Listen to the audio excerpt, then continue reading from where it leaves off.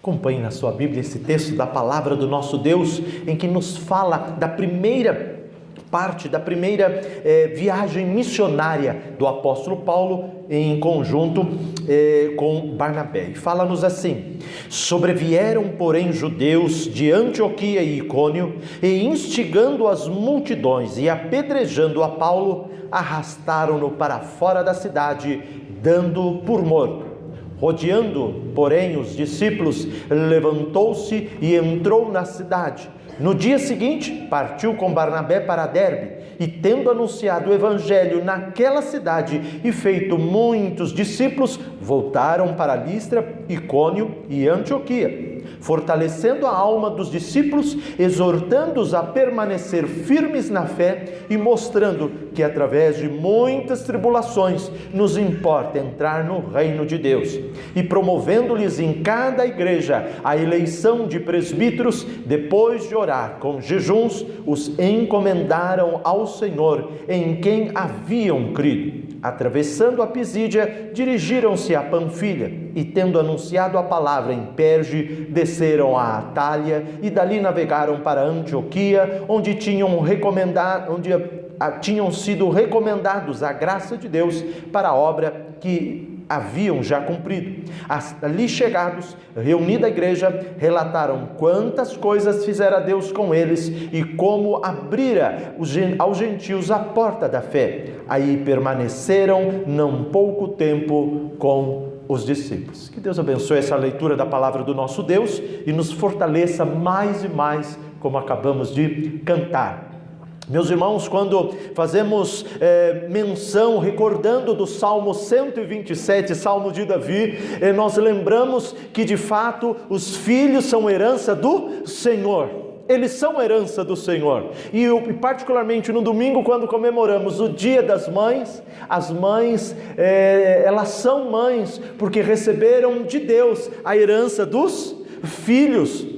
E o inverso também é verdadeiro. Os filhos receberam a bênção de ter mães, de vir ao mundo por meio delas. Portanto, percebemos que não apenas os filhos são herança, mas a família como um todo é um bem, é um dom divino que o Senhor Deus nos dá. E quando pensamos em família, nós também começamos a ver similaridades entre a família, entre o lar, com respeito à igreja.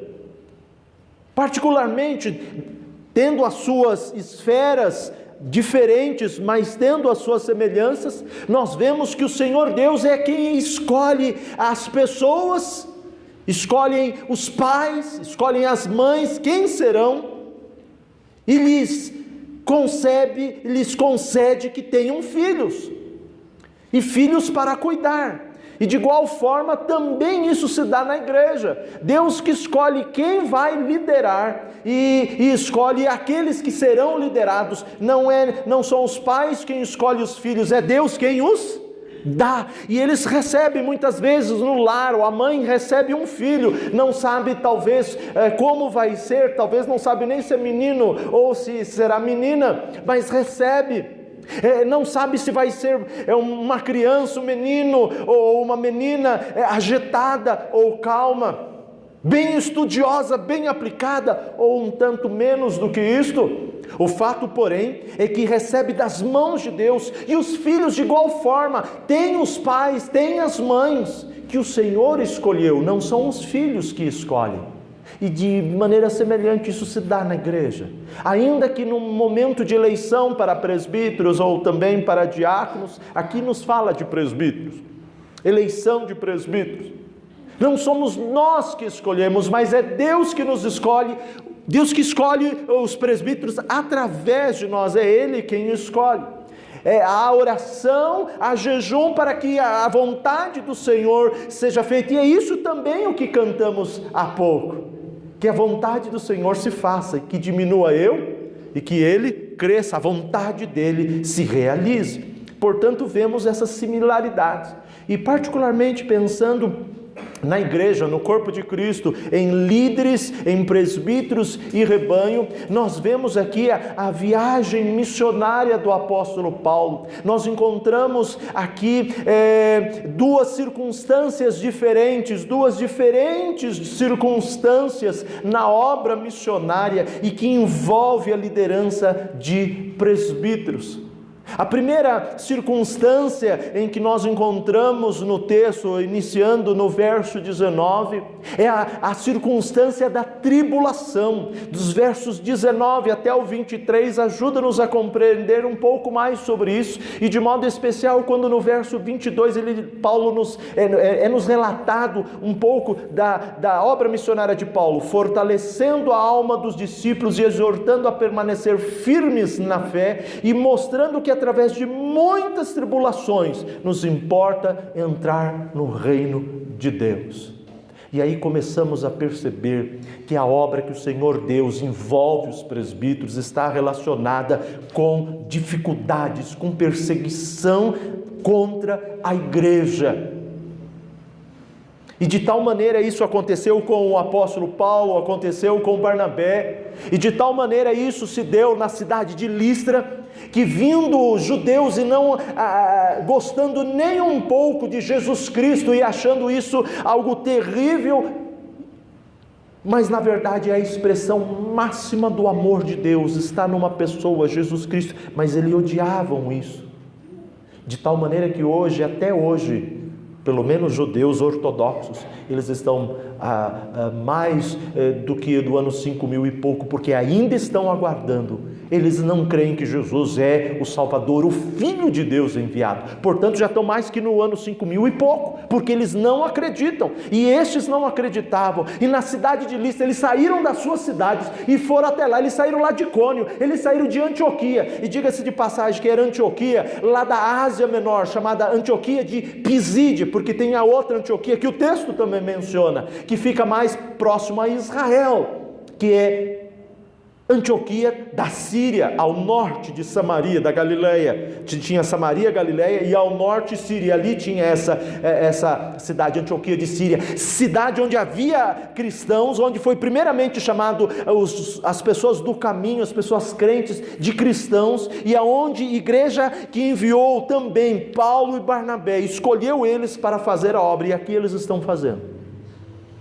E quando chegaram em Listra, vieram e perseguiram eles, de tal maneira que arrastaram Paulo para fora da cidade, e ali apedrejaram, e tendo ele por morto, caído, prostrado. Imagine várias e várias pedradas, e Paulo posto ao chão, certamente ferido gravemente, e eles imaginaram, está morto. Era o que eles imaginaram. Porque o texto diz que os discípulos estavam rodeando ele, foram atendê-lo, foram estar ali com ele, e ele tendo os discípulos ao redor, o Senhor abençoa, e ele se põe de pé, e ele entra de novo na cidade, certamente para tratar dessas feridas, tratar desse apedrejamento. E no dia seguinte, certamente com dores, muito mal, mesmo assim, eles com um olhar muito convicto e disposição e acima de tudo intrepidez, eles vão no dia seguinte, se unem e partem e vão para Derbe, a cidade vizinha, e lá eles pregam a palavra, e Deus na sua misericórdia abençoa que muitos discípulos ali são feitos. E sabe o que ele faz? Como era a sua estratégia? Pregava e retornava na cidade onde havia pregado anteriormente, para fortalecer aqueles irmãos. E ele volta de novo, ele vai para Listra, ele vai para Icônio e Antioquia, essa Antioquia, sim, de Pisídia, na Ásia Menor. Ele volta para lá, e ele vai orientar aqueles irmãos, ele vai animar, ele vai chegar lá e ver que ele ainda está bem, que ele já havia tido notícia que eles foram para Derbe, eles pregaram a palavra, o Senhor foi misericordioso, e eles puderam então falar isso para aquele povo, para aqueles irmãos dessas igrejas todas, Listra, Icônio, Antioquia, e eles foram falar isso para fortalecer na fé e exortar, fiquem firmes, não abandonem. Porque isso é necessário para mim, apóstolo Paulo, para vocês, para todos quantos temem ao Senhor. Não temam a tribulação por causa de Cristo, Ele é maior do que todas as coisas. Se Ele morreu por nós, será que não podemos também? Será que um dia nós não vamos partir? Certamente vamos, e que venhamos a partir, eu louvando e falando do nome dEle, e não com medo, com covardia, com medo das pessoas. Nós temos que ter medo, é daquele que pode lançar no inferno tanta alma quanto o corpo. O Senhor Jesus tinha dito isso, e Ele nessa intrepidez, Ele vai fortalecer, Ele vai mostrar essa intrepidez. Olha, sejam firmes, e é assim mesmo, vai haver muitas tribulações na vida, para a gente adentrar no reino de Deus. Não é tribulação, meus irmãos, como muitos estão pregando, estão anunciando. Olha, eu tinha uma empresa, essa empresa estava muito ruim, ela estava falida, mas agora que eu aceitei Cristo, eu tenho 3 empresas, eu tenho filiais. Não, não é isso não. O que ele está falando é de tribulação, não é de empresa falindo, não. É tribulação porque ele prega o nome e as pessoas não querem que o nome de Cristo seja pregado, e a gente começa a ver o ministério de portas abertas, onde igrejas na Coreia e em tantos outros lugares, 50 países onde é severamente perseguido, é morto, eles queimam as casas, eles queimam as igrejas, eles perseguem, eles matam as pessoas.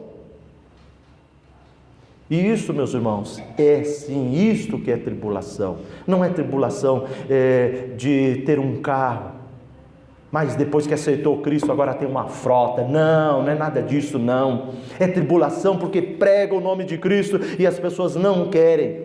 E é isso, meus irmãos, que ele vai mostrar essa intrepidez. E nós vemos que neste aspecto, meus irmãos, é mencionado que eles promovem, Paulo e Barnabé, eles promovem em cada igreja. Eles foram várias: Listra, Icônio, Derbe, Antioquia de Pisídia, porque Antioquia da Síria já era uma igreja já constituída, uma igreja missionária que os havia enviado, financiado a obra para eles. E é por isso que a gente dá dízimo, é por isso que dá oferta, é por isso que mantemos a obra do Senhor, porque tem que pregar o Evangelho, tem que avançar. Venha o teu reino, Senhor, venha o teu reino. A gente pode ter muitos carnês, mas não quer ver o reino de Deus expandir e financiar a obra do Evangelho.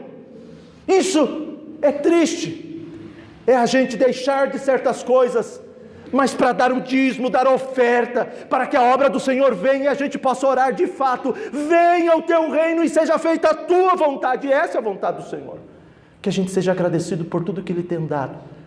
Ele nos deu a graça, não é merecido a salvação.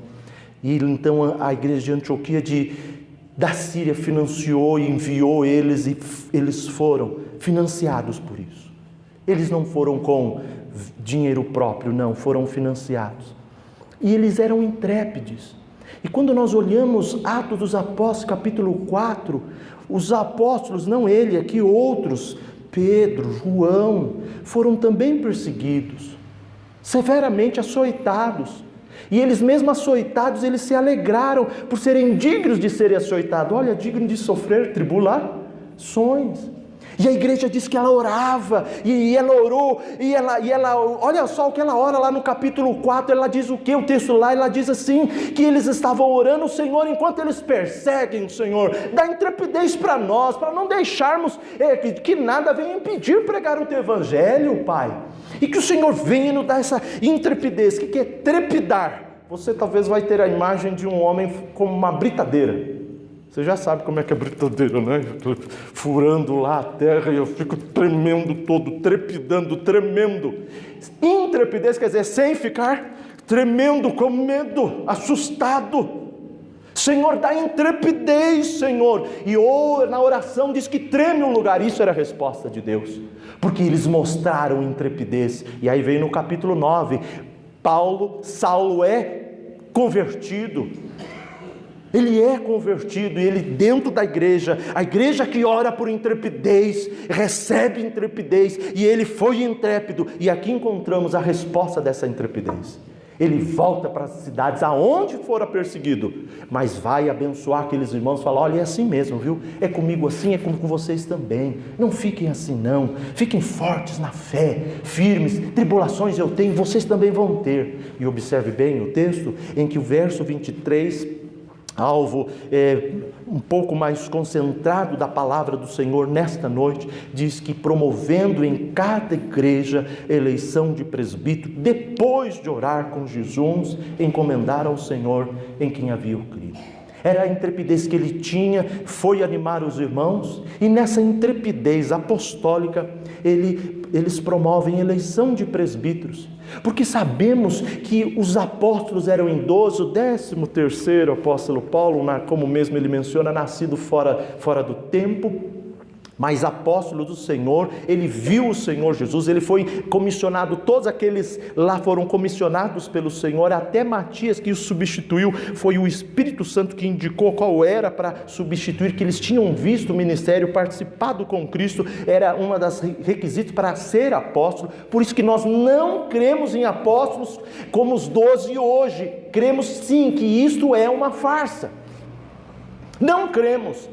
E que a liderança não é uma sucessão apostólica, não, a liderança da igreja é através dos presbíteros. E quando chega no capítulo 15, diz que estava ali reunido um grande concílio, o primeiro concílio, chamado Concílio de Jerusalém. Haviam apóstolos e haviam o quê? Presbíteros. Eles estavam preparando, porque sabia que esse grupo de irmãos um dia passaria e os presbíteros dariam continuidade. E eles elegem presbíteros, plural, em cada igreja há pluralidade de presbíteros, e a gente começa a observar essa ligação com a família. Na família também tem liderança plural, pai e mãe, e aí do pai e da mãe vem os filhos. Também a liderança na igreja é plural, mais de um. Todos são presbíteros, eu presbítero com os demais presbíteros, todos somos presbíteros.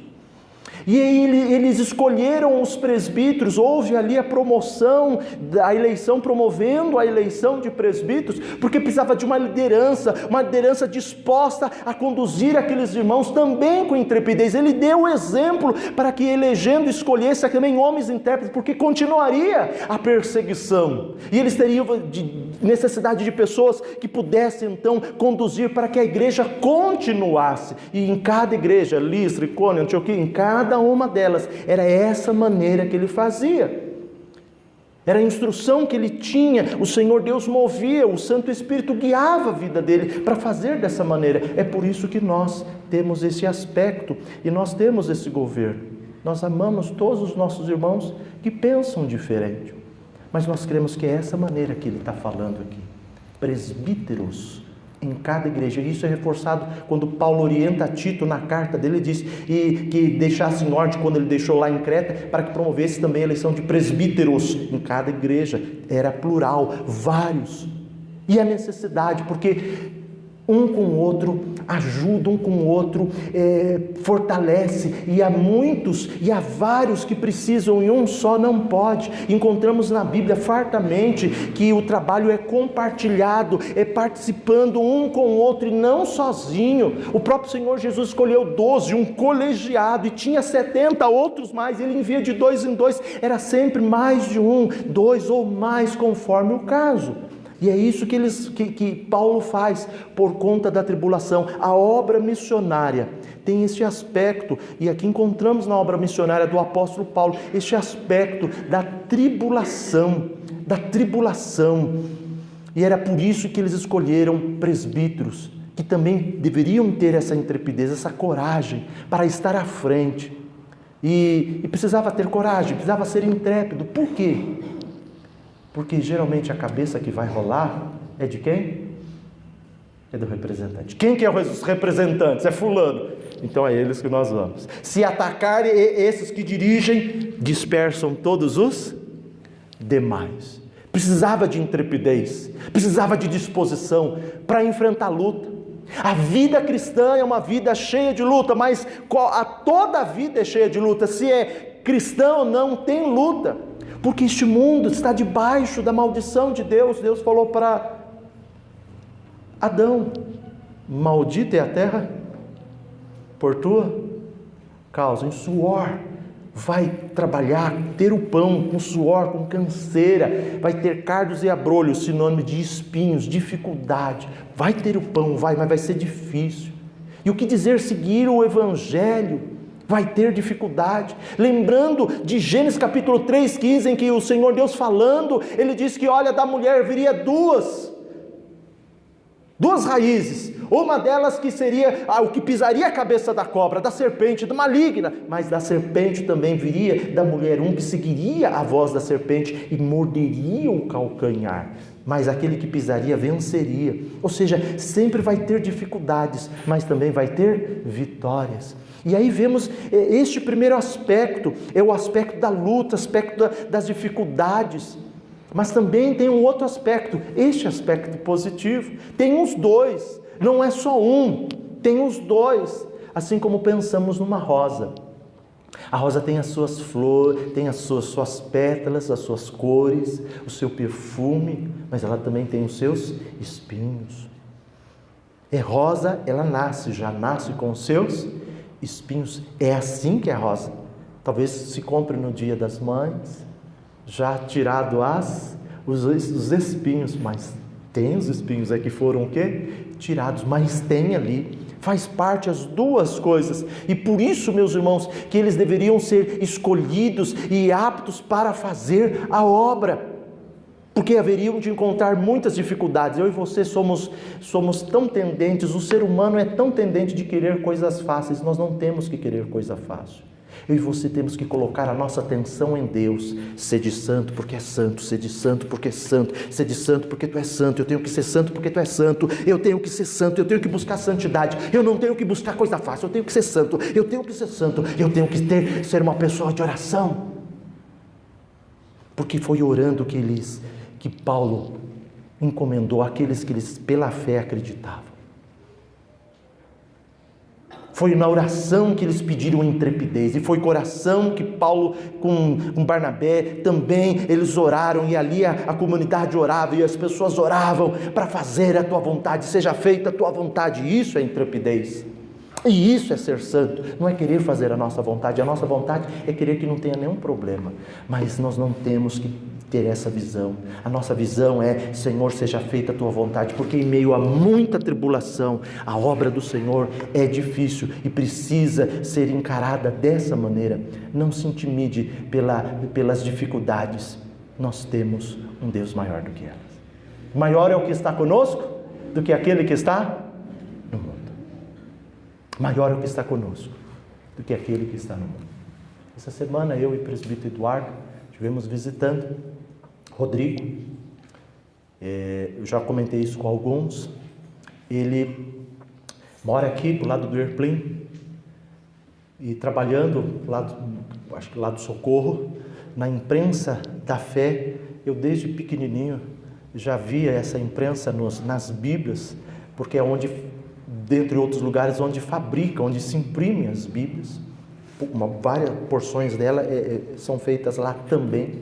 E ele foi trabalhando lá. Só que ele é pai de santo. Rapaz novo hoje, 24 anos.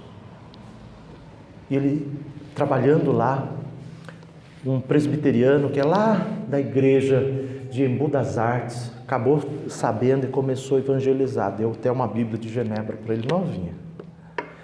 Há 5 meses ele começou essa jornada. E nessa visita ele falou: pastor, e quanto tempo você já está aqui? Pastor, 5 meses. Faltava 1 grau para eu ser sacerdote lá da magia negra.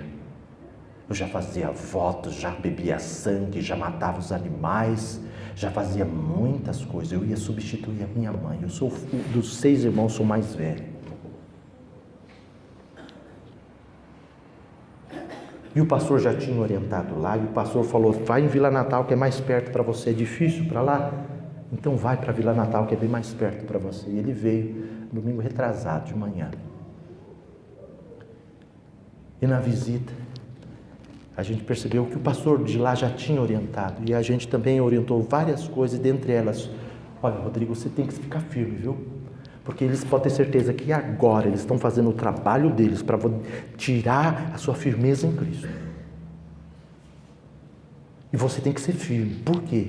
Quando o inimigo sai da casa, encontra depois vazia, a pessoa fraquejando, vem 7 outros piores ainda. Ele falou, é verdade, o pastor falou isso. Pois é, então você fica bem forte. Nós vamos orar por você. Não tenha medo. Não tenha medo.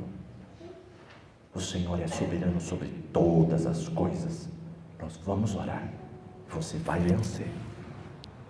Meus irmãos, com essa intrepidez, o apóstolo Paulo quer, não importa o que venha, o inimigo não pode, porque o Senhor é maior, as portas do inferno não vão prevalecer, e essa é a verdade, porque não é apenas tribulação, tem também celebração. Dos versos 24 em diante, ele vai mostrar que eles agora, dando prosseguimento, exortando aqueles irmãos, e promovendo a eleição de presbíteros, naquelas igrejas, em cada igreja, eles continuam a pregar o evangelho, vão para Pisídia, essa Pisídia atravessando a Pisídia, quer dizer, atravessando a Pisídia, Antioquia da Pisídia, dirigiram-se a Panfilha, foram para Pergue, desceram a Atalha, ali navegaram para a Antioquia, direção de Antioquia, sim, agora da Síria. Eles chegam lá, já aquela igreja que tinha enviado, ele chega lá, já cumprido a missão, pregado, evangelizado, feito a estrutura da igreja com os líderes, com os presbíteros. Aí ele vai, reúne a igreja e fala, olha, nós passamos por tanta coisa difícil, eu vi a morte, faltou pouco, viu? E eles acharam que eu já estava morto, mas o Senhor não deixou, porque Ele é maior do que todas as coisas. Vamos celebrar. Vamos falar dessas coisas grandiosas que o Senhor Deus promove na igreja. E Ele abriu os corações dos gentios, aqueles que não eram judeus. Quantos eles abriram? E nós fomos em Listra, em Cônio, em cada lugar abriu lugares, igrejas, e começou a abrir. Eram muitos e vários, em vários lugares. E veja como Deus é maravilhoso, como Ele faz. Ele ficou não pouco tempo ali, Ele ficou um bom tempo ali, servindo, certamente procurando talvez se recuperar. Precisava. Senão ele não conseguiria dar continuidade nessa obra que é tão tribulosa, de tanta tribulação e aflição. Ele precisava um pouco de refrigério. E quando ele chega, depois de uma obra bem sucedida, igrejas em vários lugares, estruturada, com governo, com os presbíteros eleitos, ele agora mais tranquilo, sabendo que eles estavam ali, aqueles presbíteros, para fortalecer aqueles irmãos na fé. Aqueles irmãos na fé, eles então ficam mais tempo ali. É momento de celebrar. Eles estavam celebrando a vitória, porque tem tribulação, mas tem também celebração, e eles participam disso. E isso, meus irmãos, ajuda-nos a compreender um pouco mais do ministério presbiteral. O presbiterato, meus irmãos, eles escolheram. A gente não sabe o número, se eram 20 em cada igreja, 30 em cada igreja. Eles não estavam em sinagoga, eles ficavam nas casas ainda, nas casas. Não sabemos o número, mas nós sabemos que havia pessoas, e nós percebemos que esses presbíteros, no plural, 2 ou mais, é plural, nós não sabemos quantos ali, talvez mais conforme a maior a igreja, talvez mais necessidade de pessoas para ajudar, de presbíteros para ajudar, mas eram homens. E quando nós começamos a pensar um pouco sobre essas questões, nós começamos a ver que eram homens, que em cada igreja, como em cada igreja tem homens e mulheres, pode ter um pouco mais mulheres, menos homens, ou um pouco mais assim, um pouquinho mais de homens, isso varia, mas tem sempre homens e mulheres. Ali também sempre tem homens casados, como tem homens solteiros, e nós não sabemos quem foram os escolhidos, mas uma coisa nós sabemos, que não era questão de idade, nem se eram casados ou solteiros. Eles, indiferente disso, eles eram escolhidos como presbíteros. E nós sabemos, meus irmãos, disso, porque o Senhor Jesus, Ele que é o Senhor de todas as coisas, Ele iniciou o seu ministério com 30 anos de idade. E aqueles apóstolos que Ele escolheram não deveriam ser muito mais diferentes do que isso. O apóstolo João era o mais novo de toda a turma, tanto é que veio morrer por último. Quando o apóstolo Paulo, lá na primeira carta a Timóteo, ele escreve para ele: olha, eu deixei você lá na cidade de Éfeso para que fosse ordem lá nas coisas, deixasse as coisas em ordem, e ele diz assim: olha, eu deixei para que admoestassem certas pessoas, a fim de que não ensinem outra doutrina, não se ocupem com fábulas nem genealogias sem fim. Isso é uma obra de presbitério, é um pastoreio, ele estava pastoreando a igreja. E ele escreve isto, ele fala no capítulo 3, ali ele dá as menções das qualificações, e das qualificações para presbíteros, ele vai falar que governe bem a sua casa. Por que governe bem a sua casa? Porque certamente tinha homens que eram casados, e então precisava dizer que governe bem a sua casa, para governar a casa maior. Ele não estava dizendo que esses homens não podiam ser solteiros. Por quê? Porque Timóteo, provavelmente sim, ele era solteiro. E para os solteiros não precisa falar, governe bem a sua casa. Por quê? Porque ele não dirige a casa, ele está sobre a direção dos pais. São os pais que dirigem a casa. Mas eles tinham que ter essas qualificações aqui. Quando nós olhamos até para a Bíblia de Genebra, ela menciona essa questão, porque muitos podem ter a tendência de imaginar que presbítero tem que ser casado, e presbítero não pode ser novo. Mas isso não é o que o texto bíblico fala. A semântica da palavra presbítero, cujo significado é ancião, não significa tão somente pessoa de idade, porque Timóteo não era de idade. Ninguém despreze a tua mocidade. Está falando: igreja, não desprezem a mocidade deste jovem, deste moço. E ele orienta como que ele poderia dirigir, liderar, e ele estava fazendo o trabalho de presbítero, cuidando, supervisionando ali, pondo ordem. Ele era um servo do Senhor, era no testemunho, era na palavra, na fé, no procedimento. Ele tinha que ser firme de tal maneira que a autoridade não era a idade, mas era a firmeza dele, o exemplo que ele dava, para que ninguém viesse a desprezar. Ele diz o verso 11 no capítulo 4, ordena, ensina essas coisas. Ele dá autoridade para Timóteo, ele fortalece Timóteo. Timóteo talvez ficasse um pouco receoso, ele parece que tinha um espírito um tanto receoso, e Paulo fortalece e diz: olha, ordena e ensina as coisas que eu falei lá. Você dirige com toda a autoridade, e que ninguém despreze a tua mocidade. Você aplica a leitura, a exortação, ao ensino. É coisa de pastor, de presbítero, portanto. Ele fala a mesma coisa a Tito. Ele diz lá, ele vai falando: olha, quanto aos idosos, que sejam temperantes, sadios na fé, quanto às irmãs idosas também, que sejam tal, que sejam mestras do bem. Aí ele vai falar: e quanto aos moços, que sejam isso e aquilo. E aí ele diz: e você também cuida de ti mesmo, toma conta de você, seja isso, seja aquilo, porque também ele era jovem. Um presbítero, a palavra ancião não significa idoso, significa maduro. E as qualificações são essas morais, não é de casamento. O próprio Senhor Jesus diz sobre a questão do divórcio, e ele menciona no capítulo 19 do Evangelho de Mateus, explicando como deveria ser o casamento e que não deveria separar. E aí os discípulos, ou melhor dizendo, os fariseus não entendiam. Ele falou: realmente nem todos estão aptos para entender. E aí ele fala dos eunucos. Que são eunucos? São pessoas que não contraíram núpcias. Ele diz: olha, tem uns que nasceram eunuco, não têm condições de serem pais, são eunucos. Outros foram feitos eunucos. Mas há um terceiro que ele diz: estes mesmos se fizeram eunucos por causa do reino de Deus, para servir com desimpedimento. E é esta a base que Jesus fala, a qual o apóstolo Paulo orienta a igreja de Corinto, quando na primeira carta, no capítulo 7, tratando de casamento, tratando de divórcio, ele vai orientar. E estava ali, um contexto ali, era um contexto de perseguição, também de grande tribulação. Paulo tinha uma lista de perseguições, sofrendo ela, ele apresenta isso. E lá na primeira carta, no capítulo 7, ele fala para as moças, orienta os pais e fala: olha, que elas não casem, permaneçam virgens.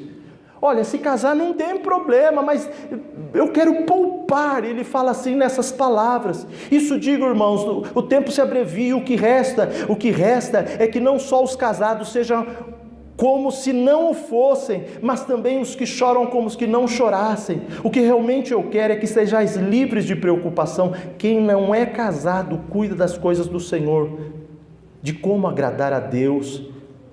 Mas o que casou cuida das coisas do mundo, de como agradar a esposa, e assim está dividido. Também a mulher, tanto viúva quanto virgem, cuida das coisas do Senhor para ser santa, assim o corpo como o espírito que se casou. Porém, se preocupa com as coisas do mundo, de como ganhar o marido. Digo isto em favor dos vossos próprios interesses. Não que eu pretenda enredar-vos, mas somente para o que é decoroso. E vos facilite consagrar-se desimpedidamente para o Senhor. Ele vai chegar a um ponto de dizer, olha, eu peço que vocês sejam qual eu sou. E ele está defendendo a manter as viúvas continuarem viúvas, as virgens continuarem virgens, para trabalhar para o Senhor. Eu me recordo da primeira igreja que eu pastoreei, estávamos ali, e da igreja, eu sou do presbitério originário do presbitério Bandeirantes, da igreja da Lapa, e ali tinha uma igreja chamada, a primeira igreja que pastorei, Betel Boaçava, e ali estava o meu colega de turma, o nosso colega de turma, da turma Boanerges Ribeiro, e o Serafim, Adilson Serafim, ele estava ali como seminarista. Mas aí terminando nós terminando o curso, a igreja veio pedir um seminarista, e eu era o seminarista do presbitério, e a igreja era do presbitério, e eles vieram solicitar o seminarista, na verdade já era bacharel, para trabalhar ali. E ele era solteiro, e eu já estava casado, já tinha Samuel, e o Gabriel estava na barriga da Silvia.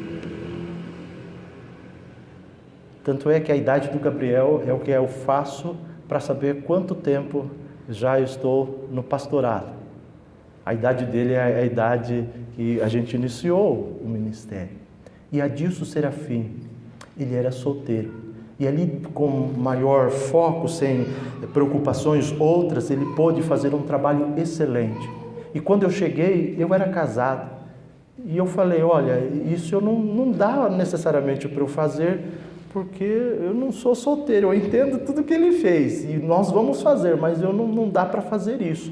Mas pode ficar tranquilo que a gente vai fazer a obra. E eles entenderam. E é isso que o apóstolo Paulo aqui ele fala. É isso que está mencionando do apóstolo Paulo, que eles escolheram, eles poderiam celebrar, podiam escolher homens casados, homens solteiros, mas homens maduros, homens que tivessem dentro das qualificações.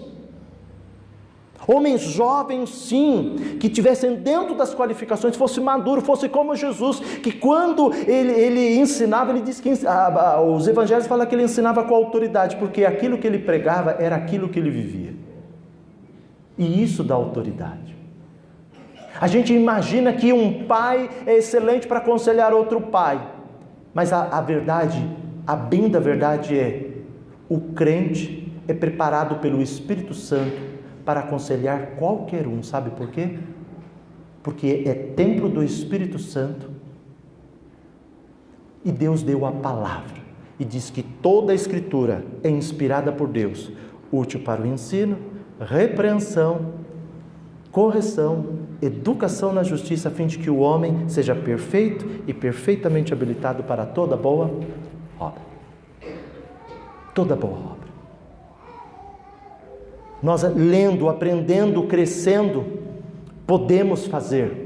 Existem muitos conselhos que são dados de homens casados e maduros em idade, mas que são contrários à palavra de Deus. Você vai encontrar às vezes nas igrejas, pais já com os filhos já um tanto crescidos, já trabalhando, já vamos dizer em idade de namoro, de noivado ou casamento, vamos dizer assim, e que às vezes eles dão um péssimo conselho e uma péssima orientação, tendo a idade que têm e sendo casados.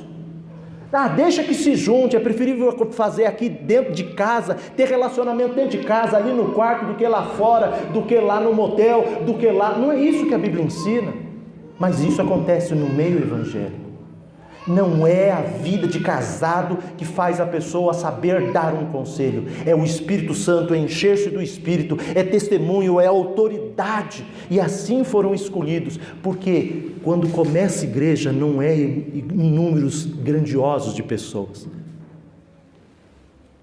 Certamente vai ter homens casados, mas também vai ter homens solteiros. Certamente vão ter homens bem maduros em idade, mas também vai ter homens menos maduros. Jesus começou com 30. Ninguém despreza a tua mocidade, Timóteo. A idade não é a questão, é o testemunho, é a fé, é estar dentro do compromisso com o Senhor, dentro do compromisso. E ali eles então foram escolhidos. E eles então puderam celebrar, porque estes foram escolhidos, e foram estes escolhidos para fazer a obra. E aí, como isso pode nos aplicar? Bom, de tantas maneiras, meus irmãos. Isso ajuda-nos a entender, em primeiro lugar, que a obra do presbiterato é uma obra de liderança e uma obra muito difícil de ser feita, que não é para espantar ninguém, e é por isso que Paulo orienta aqueles irmãos a permanecerem firmes e falar claramente, em meio à tribulação, não queira vir para não ter problema, não, venha para resolver problemas, e não poucos, muitos. Aqueles problemas que Timóteo tinha que resolver não estava ali necessariamente com os de fora, até com os de dentro. Ele diz, olha, dentro tem aqueles que ficam ensinando coisas e vão lá para a genealogia e ficam ensinando coisas erradas. Você tem que orientar estes que estão dentro da igreja. E não é fácil. Mas você tem que dobrar o joelho, você tem que buscar o Senhor e você vai conseguir, porque é o Senhor que dirige. E aí Timóteo que nós encontramos, olha, aviva o chamado que foi, aquele feito por você pelas mãos do presbitério. Ele era pastor, ele era jovem e certamente ele era solteiro, porque a obra que eles faziam de cima para baixo, de norte a sul, não dava para ficar casado. Isso, meus irmãos, ajuda-nos a entender que a eleição de presbíteros e ser escolhido presbítero é uma honra. Mas não é uma honra para nos colocar lá em cima. É uma honra servir ao Senhor para pôr a mão na massa e trabalhar com muitos problemas. Mas isso não é o problema. O problema muitas vezes é nós queremos as coisas fáceis e às vezes procurar alguns do rebanho que são talvez mais dóceis, mais amigos, ou mais fraternos.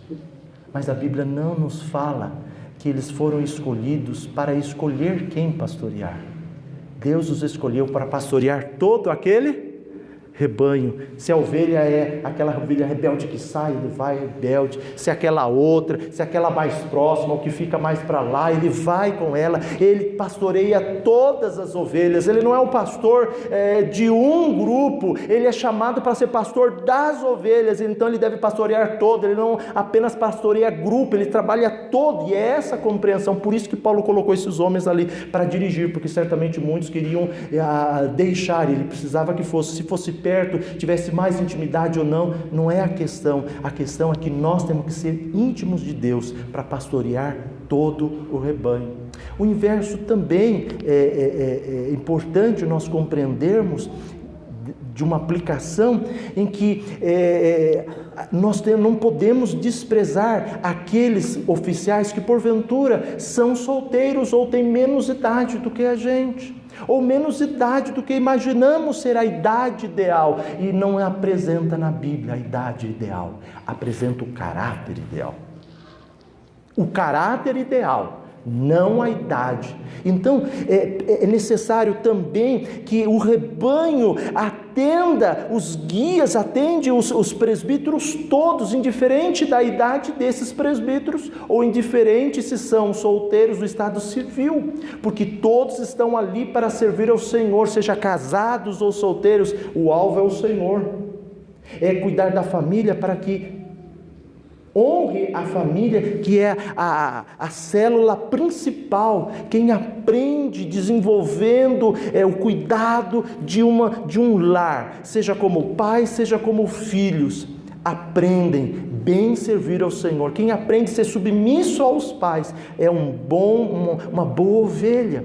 Quem aprende a liderar bem em casa como um pai ou uma mãe, essa pessoa tem condições, particularmente os presbíteros são homens, então como pais, eles vão poder tratar melhor, lidar melhor, mas isso não quer dizer que precisa ser casado.